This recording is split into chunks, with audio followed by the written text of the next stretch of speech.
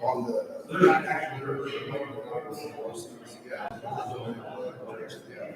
well,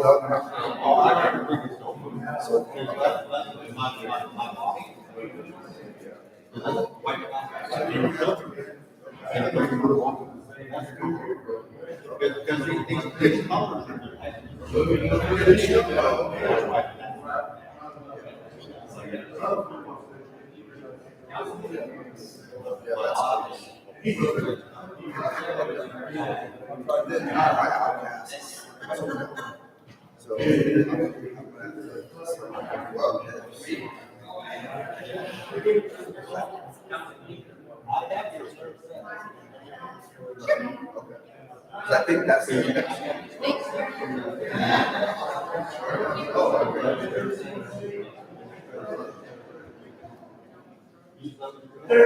So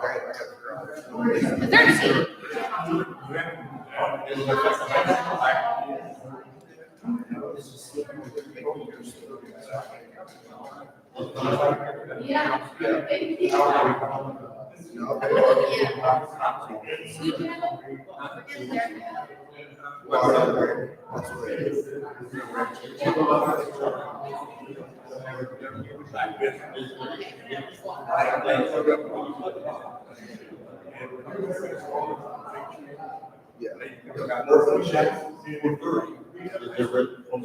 girl.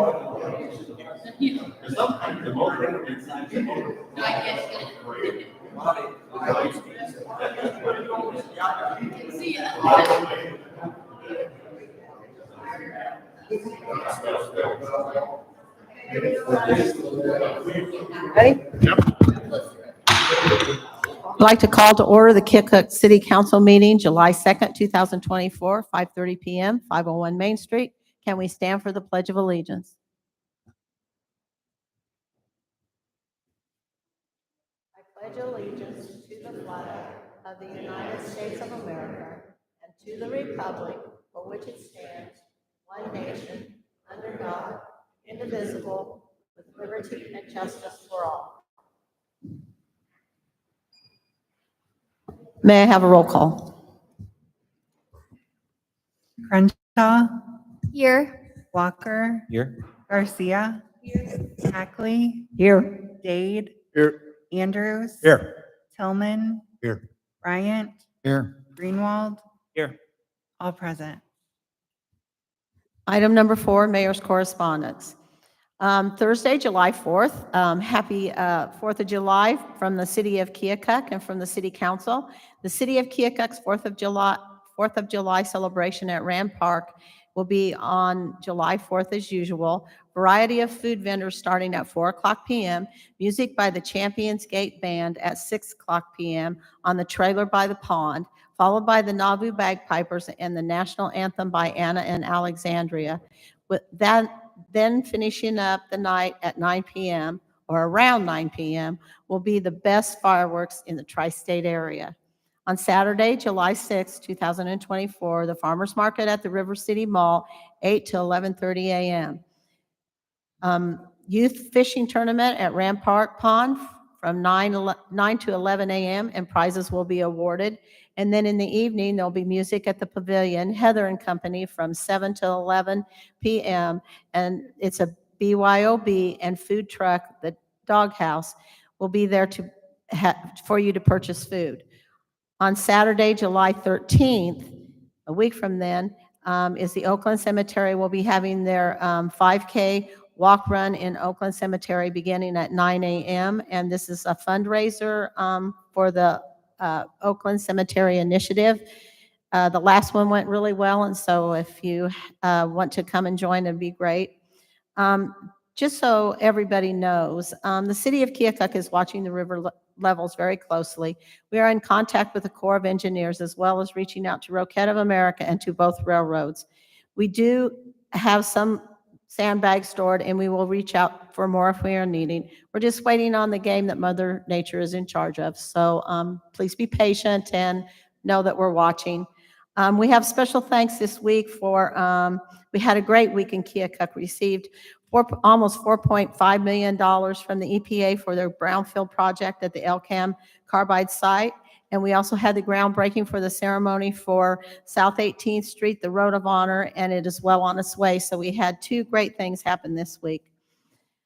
Just to let you know, we need to remember to eat, drink, and shop local. Please check out what we have here in Keokuk first. Make sure you enjoy the weather by visiting our parks, riding bikes, taking a drive along the river, or merely just taking a walk. And please, people, remember kindness matters. Item number 5 is our citizens' request. If we have anyone that would like to speak, you may come to the podium. Please state your name and your address, and please try to keep it to 5 minutes. I drive too fast, I break things. My name's James Rauner, address 1415 High Street. And first and foremost, I'd like to commend the police department for the no longer vehicles parking on the sidewalks, with the exception of the 200 block of South 13th, which is right across the street from your office. 200 South 13th. Yes, sir. What I'd like to address is when the city permits special events, they do not take into consideration disabled people. Per examples is the Flags Over the River, Flags Over Mississippi, when I understand that was a Hamilton, Illinois event, but they had the barbecue and the refreshments on the old dam or the old bridge. But they put the picnic tables down in that depressed grassy area next to the bridge, as opposed to putting them on the bridge for people in wheelchairs and disabled people can access. Also, when they have the Juneteenth, or when the city has events right here on the street, they put the tables and stuff at the street level, and they put the auxiliary, the side displays and refreshments, whatnots on the sidewalk levels, but they don't have any access from the street level to the sidewalk level. Now, my wheelchair will access the curb. Mine is the only wheelchair in town that will access the curb. There's a lot of other people in town with wheelchairs that cannot go from the street level to the sidewalk level to street level. And the city, the event certifications do not take into account disabled people's accessibility. When they had Rolling on the River down through Victory Park all the time, same issue there. They put the ticket counter where they'd have to pick my chair up to climb the curb. And this chair weighs over 500 pounds without me on it.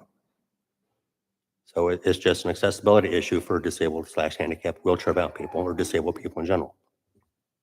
So is there a way that the city can install sort of a requirement or a recommendation to the authorization process for special events to ensure that there is accessibility for handicapped people? So yeah, that's a good point that you bring up. We have not required that in the special event application. So we can take a look at that. I'm not sure that all the locations would be accessible, but we can take a look at that and then get back with you on it. Even just something simple as purchasing a wheelchair ramp and have it Sure. available for rent for the special events. Hey Brian, does the city have rubber ramps? Palo Grove Savings Bank's got a set of ramps. I can go inside their main building. No, we do not know. Is that something we can check into? Yeah, we could look into, you mean like mobile temporary ramps? Yeah, like, this like that. Just We something can look into it. Something would navigate a 6-inch elevation rise. That'll suffice most curbs in town. I would say we can have the Parks Department look into that. Okay. Thank you, ma'am. So I have, Thank you. I'll try to get ahead without turning. Item number 6, consent agenda. Minutes of the regular city council meeting and workshop for June 20th, 2024. Resolution approving a liquor license for Walmart Supercenter, number 1431, 300 North Park Drive, Class C retail alcohol license effective July 21st, 2024. Resolution approving a liquor license for the Mod Convenience Store, 3345 Main Street, Class E retail alcohol license effective July 22nd, 2024. Resolution approving a liquor license for Chintz's 1310 Main Street, Class C retail alcohol license with outdoor service effective July 24th, 2024. Special event permit for Rosalind Garcia, OCI 5K Walk and Run in Oakland Cemetery, Saturday, July 13th, 2024, 8 a.m. to 1 p.m., pending insurance. Special event permit for Jessica DeShaw and Travis Miller for a 5K Rooster Run Walk Memorial for Debbie Miller, October 6, 2024, at 10 a.m., starting in the Keokuk High School parking lot. And a motion to pay bills and transfers listed in registers numbers 5413 and 5415. Do I have a motion to approve the consent agenda, the agenda including the consent agenda? I'll be abstaining. So move. Any discussion? All those in favor say aye. Aye. All opposed? Item number 7.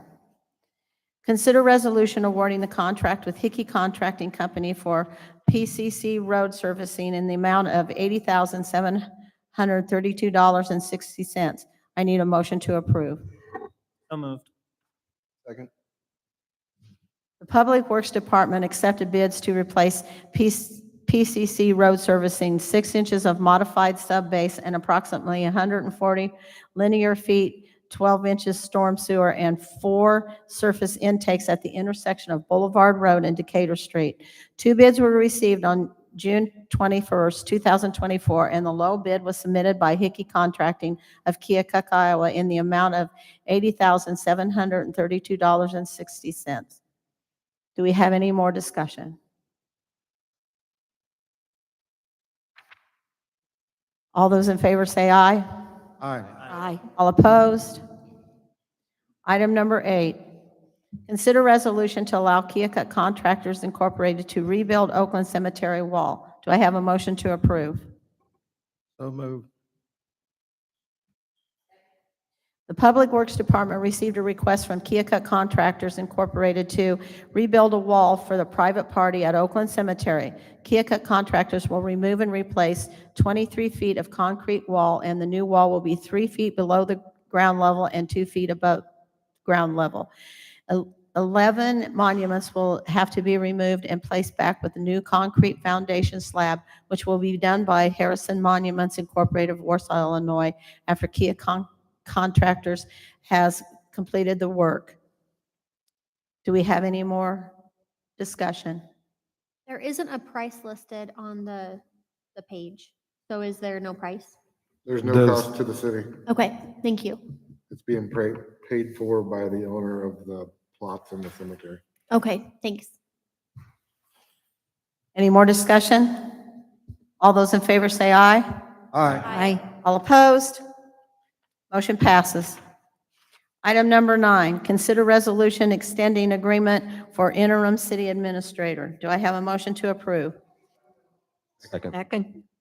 The Personnel Committee recommended Dave Hinton for the position of interim city administrator with the nomination presented at the council meeting on November 16th, 2023. His term commenced on January 1st, 2024, and is set to conclude on June 30th, 2024.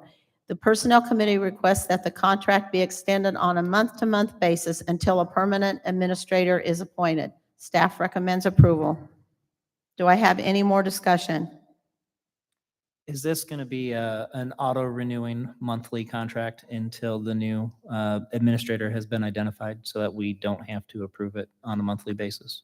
Yes. Any more discussion? All those in favor say aye. Aye. All opposed? Motion passes. Consider resolution approving the purchase of equipment to be utilized for the city's first flush study. I need a motion to approve. So move. Second. As part of the first flush study, the city needs to purchase rain gauges, flow meters, and sampling equipment to gather accurate and complete data. This data will identify origin and duration of rain and the CSO events, and will also demonstrate to the EPA that the $100 million tunnel project under Rand Park is no longer necessary. The cost of the equipment is $150,309 and includes enclosures, software, and communication components. The equipment is from Teledyne ISCO brand, which is the industry standard. The quote was submitted by GPM based out of Blair, Nevada, with offices in Cedar Rapids. This bid does not include the labor. Staff recommends approval. Discussion? Do we have any more discussion? I have a couple of questions.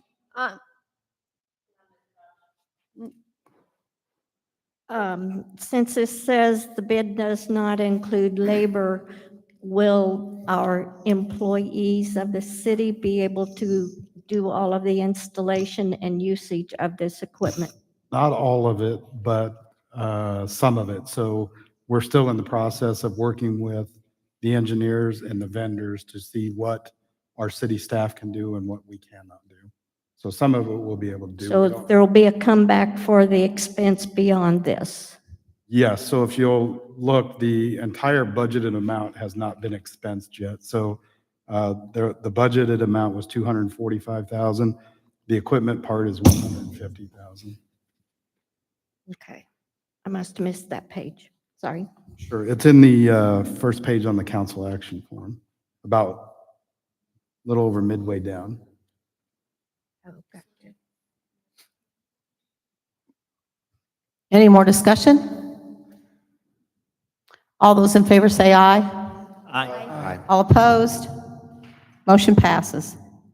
Item number 11, consider resolution approving a 3-year contract for baling hay on city-owned property. Do I have a motion to approve?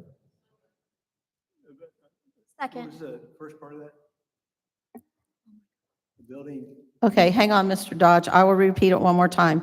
Consider resolution sending a public hearing on the, no, wait a minute. Consider resolution approving a 3-year contract for baling hay on the city-owned property. Do I have a motion to approve?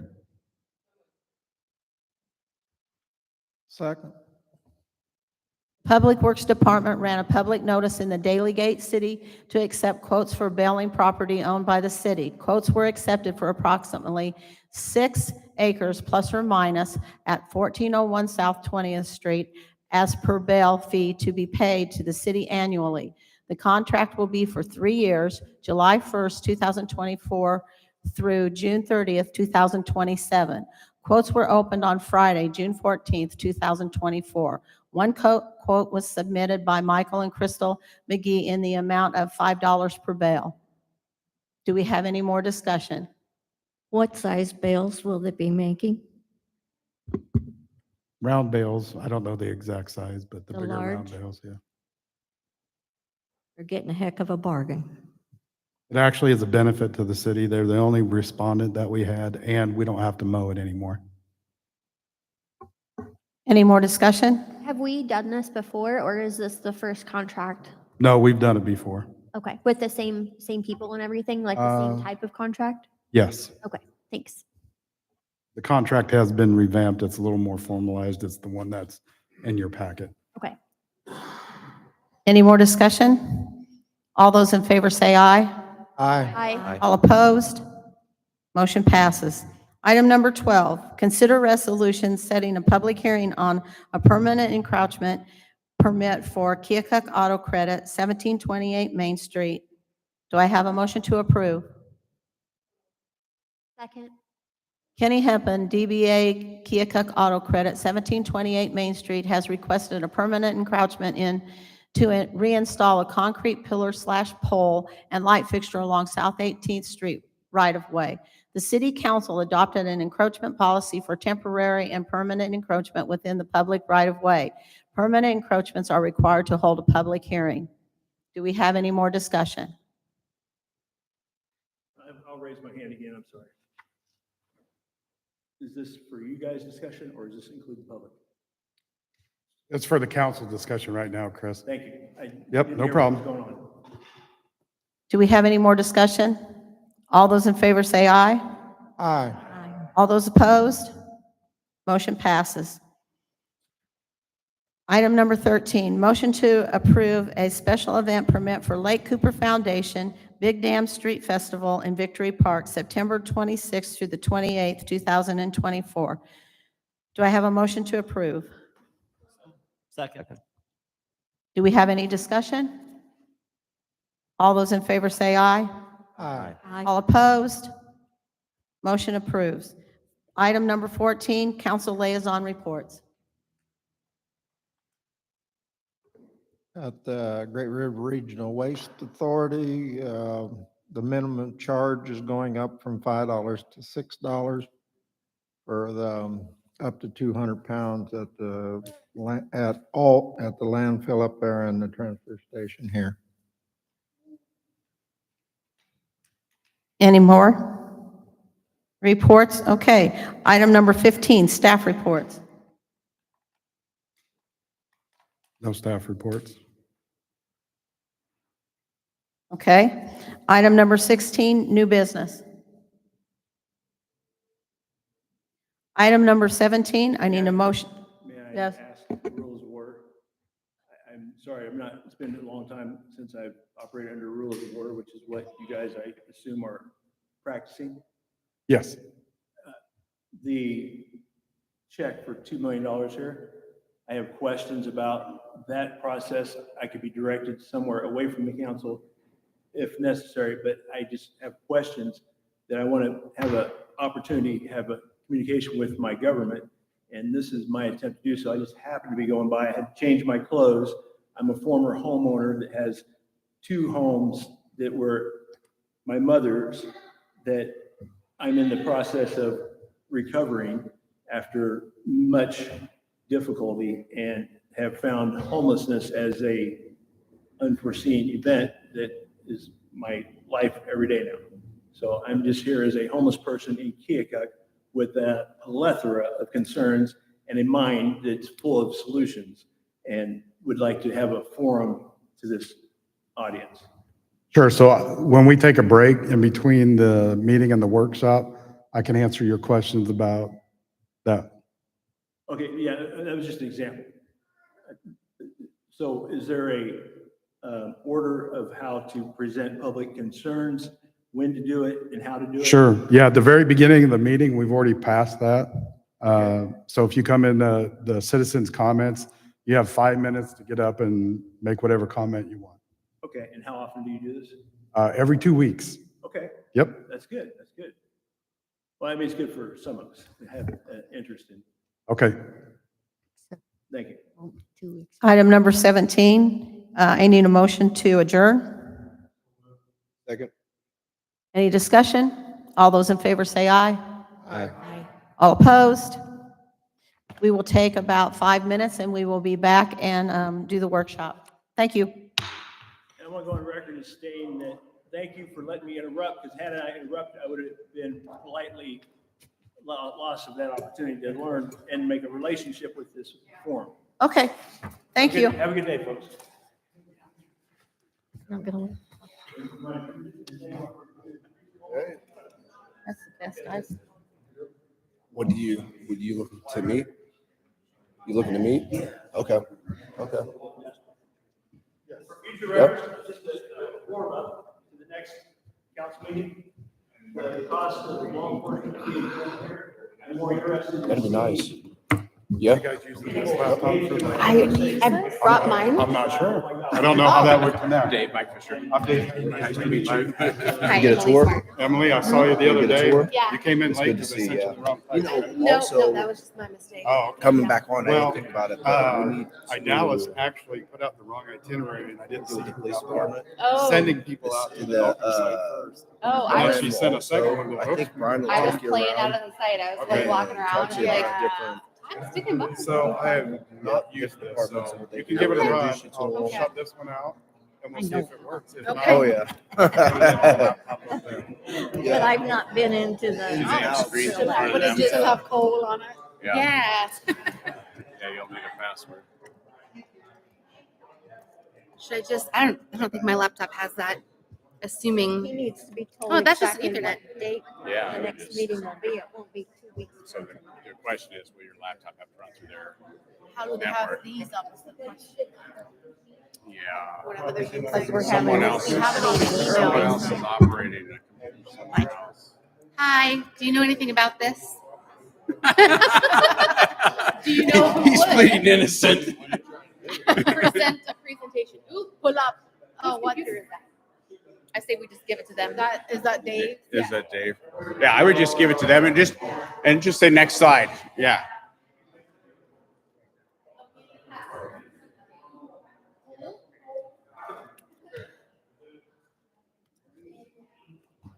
Cole O'Donnell.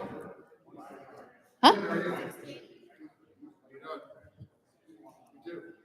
That's it? 2193. 2193? Yeah. Oh.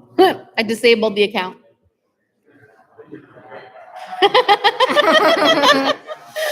Okay.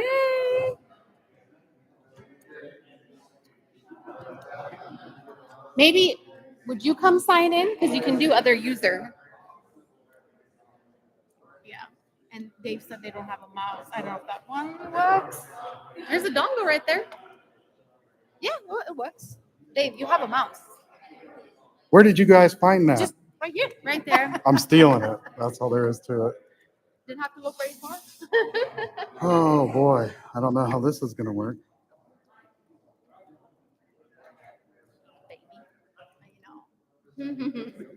You have one, two, three. I have 20. Yeah. They just turned 9. Yeah. That's 5 minutes. Yeah. What about you? My daughter's 11. So completely different thing. Yeah, just passed from where you're at. No. Well, the 11-year-old probably. Yeah, I'm not sure what's going on Oh, here. yeah. One of the twins is boy, and I can see how close they would be.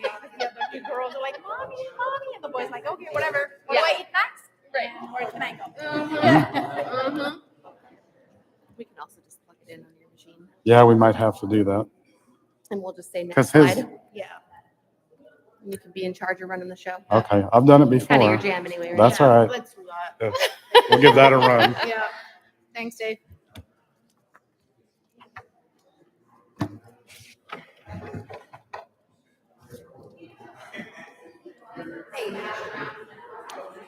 Write down my phone.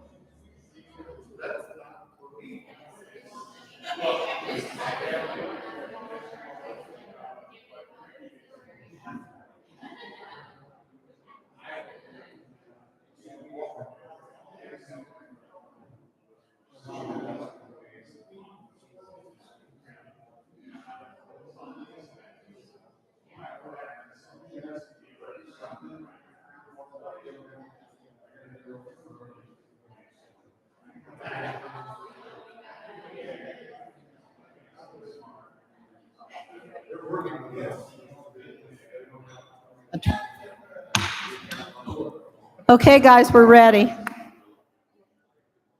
Oh, we're ready. I'd like to call to order the council workshop, July 2nd, 2024. And the first thing on our agenda is the Southeast Iowa Regional Planning Commission and Impact 7G regarding information related to the brownfield grants at 365 Carbide. Okay, thank you, Mayor. Dave, are you running the slides? All right. Well, just to start out with some introductions, I'm Mike Fisher from Impact 7G. I've been working with the city of Keokuk since I think about 2016, 2017 on this site, trying to make some progress, bring some money to bear to get it cleaned up. With me today is Emily, who just joined Impact 7G, but has been in the brownfields arena for 15 years now. Emily and I have some history at a previous firm working together on brownfields work. And then I think most of you might know Concha Avatari from Southeast Iowa Regional Planning Commission. She is the regional plans administrator at Southeast Iowa Regional Planning Commission. And we have been working very, very closely with Southeast Iowa Regional Planning Commission to bring in EPA brownfield, they're actually called brownfield redevelopment dollars, to the city of Keokuk for the site. The content, well, our ultimate objective today is just to get council a basic education on what's going on with this site, what this money is about, what program it comes from, and how it's intended to be used, and also the time frame, of course, for getting portions of this site cleaned up. So we will be giving some site operational history and background, just to give those who might not know about the history of the Elchem site here in Keokuk. Talking about some focus areas on the site with respect to cleaning up the site and prepping it for some better future land use. Likely commercial, light industrial land use is the intention.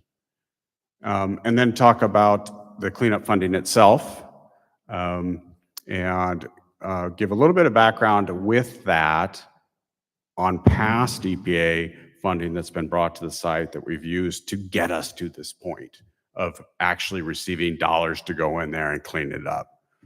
And then next steps, and of course have a question and answer, which, given this is a federal program, and we are dealing with a state program, that I expect there'll be some questions and answers as to how this is all going to proceed. So we're also open to questions in the interim if something pops in your head. So with that, a little site history. So this site, it dates back all the way back to about 1910 or so. Originally was involved in lead smelting, zinc smelting, so it's the smelting of heavy metals for the purpose of industrial use. And so it was a heavy industrial site for years. It moved out of that into carbide products manufacturing sometime, I believe, in the 1930s era, and continued doing that all the way into the 2000s. I think the site finally closed, and Concha helped me out here, about 2007 or so. And then it was abandoned ever since. And as any of you that have been out there and even driven by and seen the site, you can see that, boy, it would be a great place for a Mad Max movie set. But at the same time, this land, because it is a significant amount of potential industrial land with the potential for rail access and a rail spur from BNSF, this land is also potentially valuable from an economic development standpoint. We've also been working over time with Dennis over at Lee County Economic Development to look at, is there interest in this site, what that interest might be. Dennis has been great to work with. But back to the history, essentially the site got bought out by a foreign entity who was in the same market as the owner of this site, and that foreign entity eventually just put this site out of business as they gained market share. So it was unfortunate. It's a sign of the changing times in the United States in the 1980s. I call it, it was a lot happened in the 80s, both in terms of the agricultural crisis here in Iowa, but also in terms of industrialization, meat packing. Everything has changed. And as a result, in many of our communities, we're left with these sites that are just abandoned and become eyesores, become nuisance properties, become a source of contamination to soil and groundwater and need to be addressed. And that's where the EPA program comes in. So go ahead, Dave. Is this for you? Yeah, take it over. Hi, Emily. Nice to see y'all. So the site is effectively split into 3 areas of focus. And I have pictures of these checks later in this presentation, which is funny. We need them done that. They're right here. Area 1 is the subject of your $2 million EPA award, and that's right along Carbide Lane there, where the site housed offices, warehouse for a finished product that would go out along a rail spur there to the south of that building in the orange area. The central site operations is a lot bigger, as you can see, than the Area Focus 1. Area Focus 2 is the subject of your nearly $5 million EPA grant. Takes a little more money to address a part of the site that's so much bigger. And then Area 3 is the south end shipping area that was historically a foundry, and where finished product also was shipped out via rail line. And we'll kind of focus in on those and tell you a little bit more about them in this presentation, as well as the plan for cleaning them up so we can, thanks, you're good at this. Area 1, you can see that building there that faces Carbide Lane is in pretty rough shape, as Mike said, when you drive by, along with the offices. So this area has hazardous substances, a few barrels of material that need to be characterized and disposed of properly. So that's kind of item number 1 for that cleanup action that will need to be done. In addition to removal of asbestos-containing materials in the building structures, which has been characterized, and that will be sort of step 1. Step 2 is getting rid of the infrastructure that's there. So demolishing the buildings, getting rid of the concrete, which you can see south of the building, that looks pretty broken up in the aerial, but it's actually real thick. I think it's 3-4 feet thick, Mike. Yeah, so there's a lot of concrete out there. So part of the cleanup planning will be to hopefully crush that on site and reuse it on site, or sell it to the DOT or something for road projects as a way to be economical with the $2 million that are available for this cleanup. After we get the site cleared, then the focus will shift to taking the top 2 feet of soil where it's contaminated on that site, on that portion of the site, and removing that. Now, whether that goes to the local landfill, a landfill outside of the local area if they don't have the capacity or the desire to take that material, or we get to leave it on site, is something we're currently in discussions with the DNR.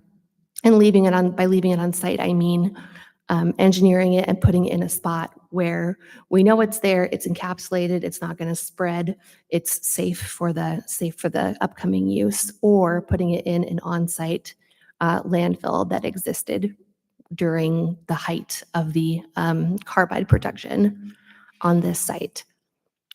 I see questions, I think, in people's eyes. So that's area 1. There's also pet coke storage there, which is like coal. It's pretty hard coal, which was used in the generation of one of the main ingredients in the carbide production there historically. So you can go to the next slide, Dave. Thank you. So this is the plat that has been done for area 1. You can see it's split into about 6 parcels. And that was with the idea of if smaller industrial operations wanted to come into this spot and sort of be smaller industrial incubator spaces along Carbide, that's really accessible, it would be ready to go for that sort of use. However, if a larger outfit came in and wanted to just, take up the whole thing, it also can be used in that capacity as well, with all of those lots as a single use. So this is the area that will be enrolled in that will be the subject of the cleanup action for this $2 million. Next slide. So this is area 2, middle of the site, your 4.4859. Check here from the EPA. So when they were manufacturing carbide and doing that metal smelting, that was really done in this area of the site. Everything was produced sort of to the northern end and then hauled around in these little coal carts on mini railroad tracks to the southern building there, which you can kind of see is the mismatched roofing rectangles. That building is essentially falling apart. Asbestos on the roof materials, and those buildings are going to need to come down as a part of the area 2 cleanup. So very much like area 1, getting rid of the hazardous materials, getting the buildings down, and then taking care of the contaminated soil in the top 2 feet. Next slide. And this is the parcel, the preliminary parcel that's been laid out for area 2, called the auditor's parcel. And this will be kind of the legal description of the $5 million cleanup once it is recorded. So you may wonder why we parceled this out. With the EPA program, we had to define separate sites in order to go after separate grants. If it's all one site, EPA only allowed one grant application. So what we said is, we've got a big cleanup here. We're gonna go take the northern site first, which actually is the cleanest portion of the whole site, maybe other than the forested area, and establish that as a separate site and go after what was, at the time, the maximum available was 2 million. So we went after the maximum with EPA in terms of a grant application to clean up that northern site. So just so you know, that's originally some of the impetus behind making these separate parcels. So area 3 has not yet been funded. That is the South End Shipping Building. This was a foundry at one point in time, and also an area for shipping out finalized product as rail spurs came all the way down to this end of the site. So the idea for this one is that building will remain. It's essentially a usable building, probably just for storage. I don't think the HVAC works anymore.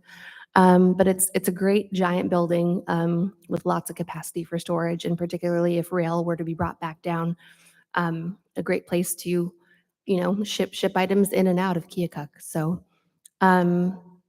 this one, there won't be deconstruction. It'll be more focused on that soil remediation. Next, Dave. Thank you. Concha, did you want to? Okay. Well, to begin with, I love that we have both the checks here, because I was here, last week, Mayor, and it seems like deja vu, along with other council members, because we were just receiving the check. Well, the city was receiving the check. So it's all over the news. And I've said this before, it's putting Southeast Iowa and Keokuk on a national level map. People know us because there's so much EPA funding, so much investment coming through the feds, which puts us on a map, which is great for us for economic development. It's great for us as a region. It's great for us as a community. So we were just talking last week, Mayor, about how much investment is coming to Keokuk. And we're so excited that things are moving in the right direction for Keokuk moving forward, and has been all these years. Mike and Emily have given so much history about the site, and we all know we got the $2 million grant from EPA back in the summer of 2023. So just to kind of take a step back on how long these grants would run. So it's a Fed grant, which means it runs on a 4-year cycle. So it starts summer of 2023, and then typically EPA's grant funding would end, it runs on federal fiscal year, so it would end September 30th of 2027, which is 4 years. And then for the $5 million EPA grant, which was awarded summer of 2024, we're working on the work plan, which is a formality for EPA to basically process. And then once that is done, we get the cooperative agreement in place between the city and EPA. So I just want the council to know and be aware that that would be coming your way. You will get a cooperative agreement from EPA as soon as we get the work plan approved. And they will ask you to review everything. And they typically have a time period where you need to respond and say that you have received the cooperative agreement. And in case you have any questions, I think they give like 3 to 5 days, which is pretty short. But you have to keep an eye out just to make sure that you are keeping up with EPA and just their protocol about getting the cooperative agreement in place. And then like Emily was talking about the southmost part of the site, which we call the Foundry Building, EPA has, which amazes me, has already invested money into assessments. So if you look at the 79-acre parcel, we've assessed most of this, including the parcels that you see up here, and then also the West Woodlands. If you've been out on the site, the West Woodlands have also been assessed under EPA's TBA money, which is Targeted Brownfields Assessment, which for the city didn't have a match to pay. So it was all EPA, it was all Southeast Iowa Regional Planning Commission and the city, and we agreed that we need to characterize the site piece by piece, make sure that we have all the assessments done for us to go ahead and enroll the site into the state program for cleanup, which is called a land recycling program. So moving forward for the city and for the council to know that we, Southeast Iowa Regional Planning Commission, along with the city, would like to put an application for Area 3, which is Phase 3, which is the southmost part. And like Emily was talking about, how we do not need to deconstruct this building, which is great. This happens to also be potentially EPA's last round of bill funding, the bipartisan funding, which is in billions of dollars, I'm talking. So EPA has been really generous in awarding these big money, big funding coming through. So we want to make sure that we utilize this chance, this opportunity, and take it.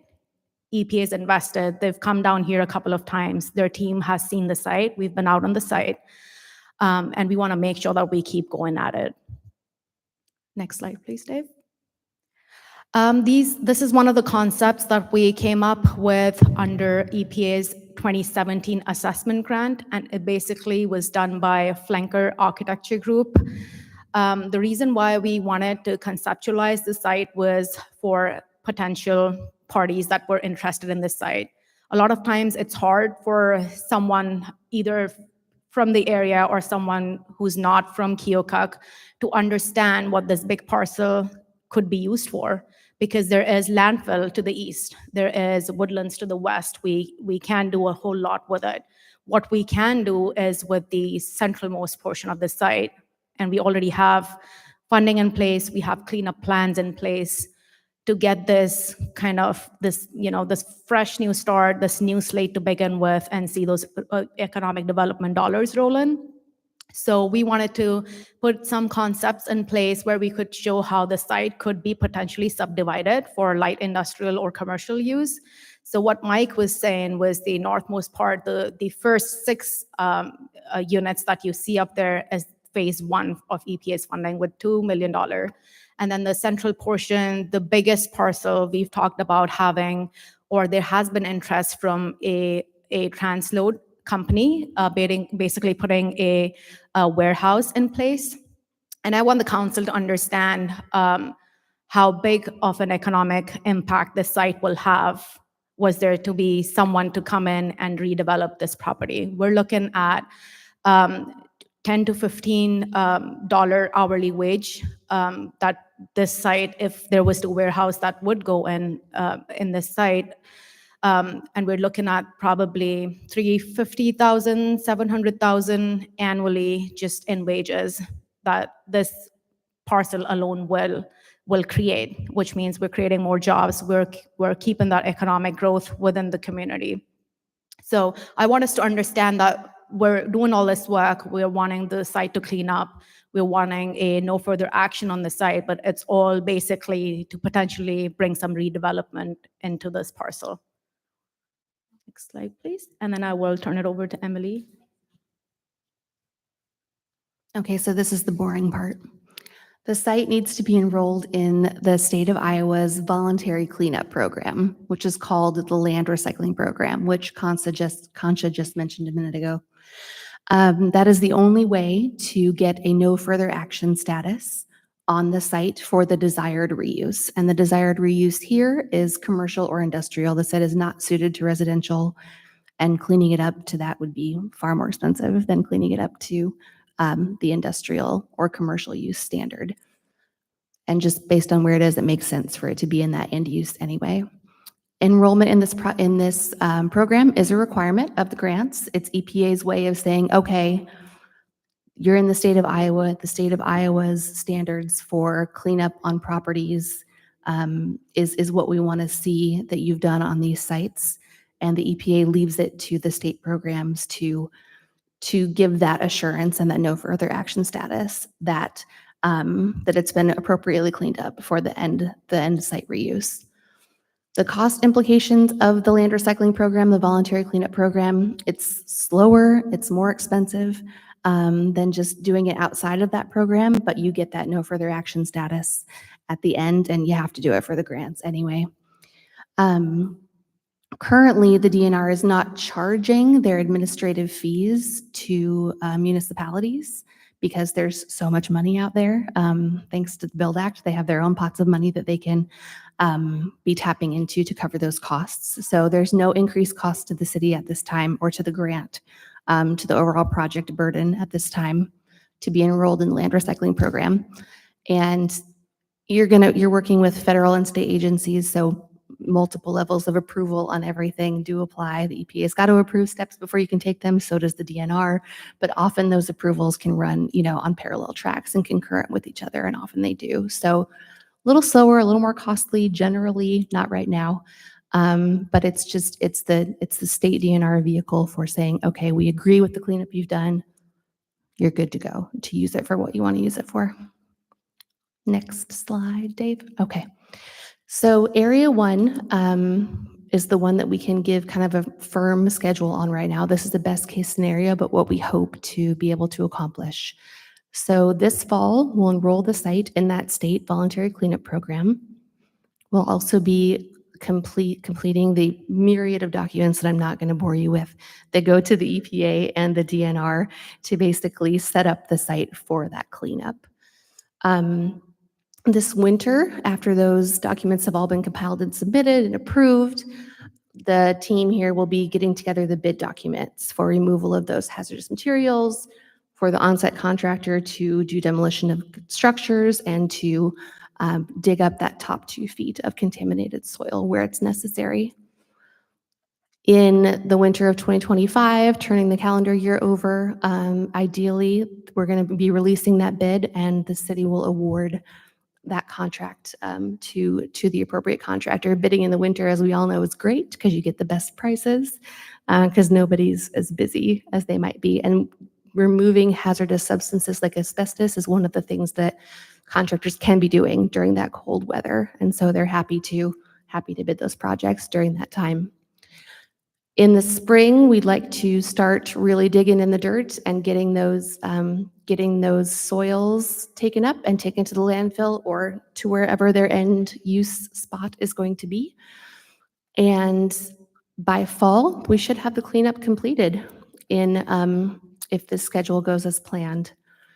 Winter 2025 into summer 2026, there's a lot of, again, documentation, final reports, et cetera, that need to go to both the state and federal agencies.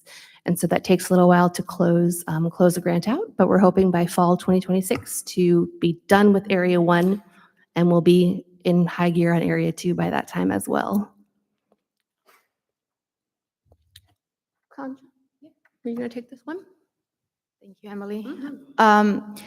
So for the council, we have some next steps, just some things that the council will see again in the coming weeks, coming months. So we are working with Pam Broomhall on getting the final plats approved. So they will have to go through the council, of course. We need the council's approval. And Mike and Emily already explained why we have to plat, how we are platting. It's basically for EPA funding. And just so we can keep going at it, we have to be able to spend at least 70% of the funding to be able to apply for the next round of funding. So to be able to do that, we have to plat the site how we have platted. And then selection of contractors to work on site. That's the bigger question because, whoever we talk to, they're like, when is the work starting? When are the contractors coming on board? And we're looking at winter of 25 for that to happen, which is really exciting. And then cooperative agreement, we've already talked about this. You will get a cooperative agreement from EPA. I'm still working on finalizing the work plan with EPA. And then once that is done, we should have a cooperative agreement in place between the city and EPA. I think last year was probably around this time. So we should be able to hear from EPA pretty soon here about that, getting that cooperative agreement up and going. And then, like we were talking about, phase 3, which is the southmost portion of the site with the one building that you see on the picture here, the Foundry building. We do want to keep going at it. So we do want to apply for EPA cleanup grant, which would be FY25 this year. And the NOFA is to be out pretty soon here in September. So we'll keep an eye out for that. And then we'll work with the city and Impact 7G to get that application rolling. Which is to say, once that application is in the process, the council will again hear about this phase 3. It will come to you with the draft APCA, which is basically all the information about the site, and we will have to have a public hearing, how we did the last 2 times. We have a public hearing, it's open to public for any comments, and then the city will have to record any comments if you get any from the public, or if there's any questions. And I'm pretty sure we and Impact 7G would be more than happy to be present at the council meeting to answer those questions. So that will be in the works, and there is a typical time that you have to have the public hearing held before, I think it's like 21 days, or I forget the exact timeline, but it's certain days within which you have to have the public hearing. And then only after that kicks in, we can submit the application to EPA. So just a few next steps for the council to keep an eye out on. And if you have any questions for us, it can be confusing with how many phases we're talking, but it's typically 3 phases. 1, which is next to Carbide Lane, the most important parcel because it's, like Mike was saying, the cleanest one. It's next to the road. The site is strategically placed. You have the railroad access. Any big industries looking to move, Keokuk has great water. I mean, that's one of the pitches we have, right? So we have everything that needs. And then phase 2 is the bulk of the site, which is 9.4 acres. And then the southmost portion would be phase 3, which hopefully we'll be putting an application for. Any questions for any of us that we can help? And that's us, all the celebrities out there, just so proud and so happy to be receiving all this funding from EPA. Dave, go back 1 slide. So you can see that if you can. See that placard that's in the bottom there? Above each of those windows are these placards inside that show where they were shipping their products out to, and you can see Stockholm on the bottom of that one. Just super cool inside, like the most cool building. Yeah, the coolest building of all. So we want to keep it. Yeah. Back to questions. One other thing to consider with regard to conscious comments on overall next steps, we will need to get that southern parcel surveyed and platted, at least preliminary, for the purpose of establishing those boundaries for this next grant. Right. So that is a cost that the grant actually doesn't cover.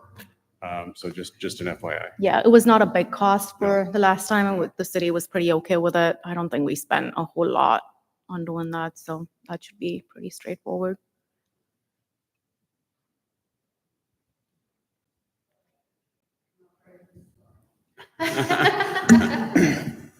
Someone's got to.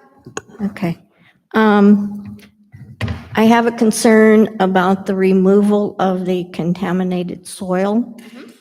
On the measures that will be taken in the event of like lots of rainfall, of water runoff that would contain contaminated materials. That runoff travels through a great portion of this town. And what measures will be taken to dam it off, whatever, to restrict the flow of contaminants.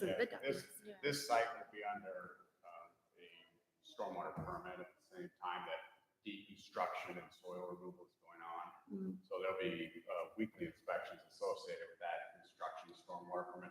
That permit identifies pollution prevention measures that are designed to prevent that soil from one, running off the site, secondly, from trucks tracking in on the roadway, they go into the stormwater system. So there'll be tracking pads designed to take any mud off the trucks as they're going out. Gotcha. Heavier rock.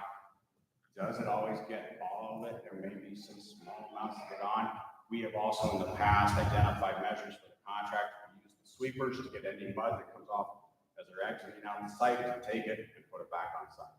So that permit is under the authority of the DNR and will require an inspection to put those measures in place to mitigate any of that soil from getting off site.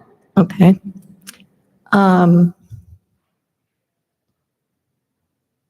Stating that you're only taking 2 foot of the soil, that is what showed up in the core samples. That was the extent of penetration of the contaminants. No, actually, that's a great question, Dorothy. What showed up in the core samples, in the sample, was even contamination deeper than that. But in order, with the land recycling program, in order to get that site approved for workers working on that site 8 hours a day, 5 days a week, 365 days a year, we do an extensive cumulative risk model of contaminants. The DNR for that, for worker exposure, requires us to look at the top 2 feet and clear the top 2 feet. In this case on this site, we are dealing with heavy metals, right? Arsenic being one of them, lead being another. Zinc.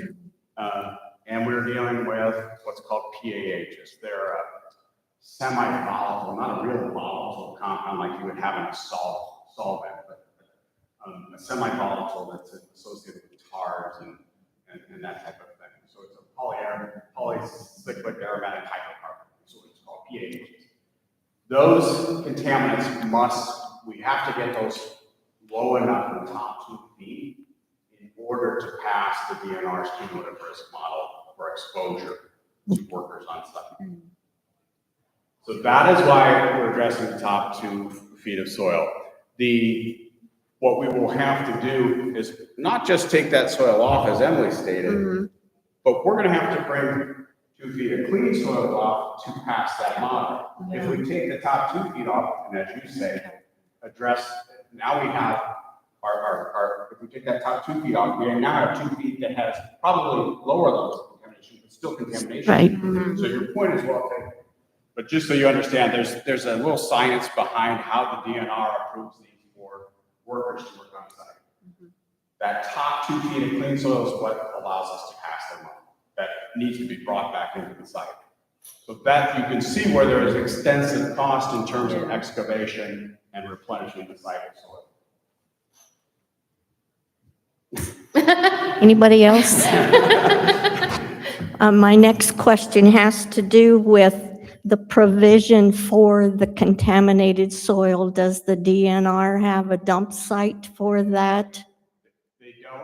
We will, as Emily had stated, the intent, the levels are low enough that it will likely not be considered hazardous waste. It will be considered special waste under the DNR's rules for disposal, and it likely go to the landfill where we have landfill cells, right, and leachate collection systems where we control any kind of contaminants at landfill.